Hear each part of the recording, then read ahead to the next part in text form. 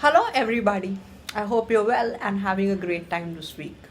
The topic for today's video is how to overcome the fear of failure and how to chase our dreams.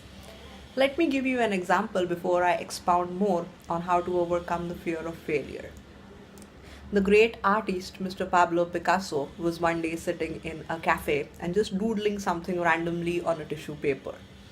After a while, he finished his doodling task and got up. He crumbled the paper and was almost ready to throw it away. That's when a woman rushed to him in the cafe and said that she would want what he was drawing. She was also willing to pay him for it. He said that it is not for sale, but she insisted on actually wanting it. She asked him to quote a price for it, and he said 20,000 euros. She was surprised. She said, "Oh, it just took you 2 minutes to draw this. How in the world can you ask for 20,000 euros for this little piece of paper?" He told her that it did not take him 2 minutes to draw this, but 60 years of constant practice to learn how to draw. That's how long it takes to perfect an art.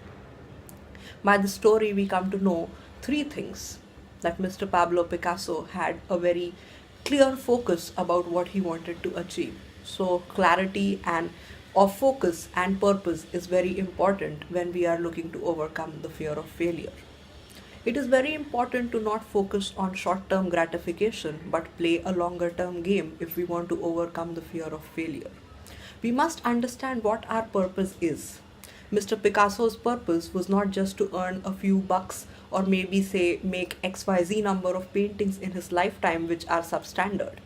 He was very, very driven and was focused on his craft and basically wanted to have honest expressions of art, which made him a fantastic artist. In his entire career, which spanned over 55 to 60 years, he made millions of fantastic paintings, each being better than the other. And he continued to paint till the ripe age of 90, each being a masterpiece. The second thing to understand is to have multiple iterations of failure. I will explain a little more what I mean by that. Whenever we see somebody who is better than us, we must understand that they have failed more number of times than us. As against that, if we meet somebody who is not as good as us, we must realize that they have failed less number of times than us. Those who fail more number of times become better. Failing here is like putting iron in a furnace till it becomes purer and purer, till there is nothing left to purify. So, multiple iterations of failure are very important so that we can achieve success. The third thing to understand is to not care about what others, society, or the world at large thinks. Our society basically is a very success driven society. We always hear about startup successes and which startup was acquired by which multinational.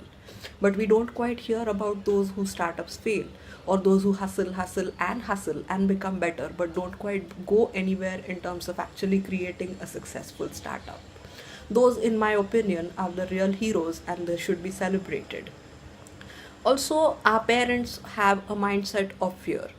That being that since the beginning they tell us not to take risks and to maybe get ourselves a stable job so that there is a decent flow of income. But nobody quite cares about whether we are chasing our dreams and doing what we are cut out for. So we should cut out the noise, not care about the opinion of others, including that of our parents, if it is the opinion of lack and negativity, and should focus on chasing our dreams. All of these things put together will help us overcome the fear of failure. Thank you so much for listening. Have a nice week ahead.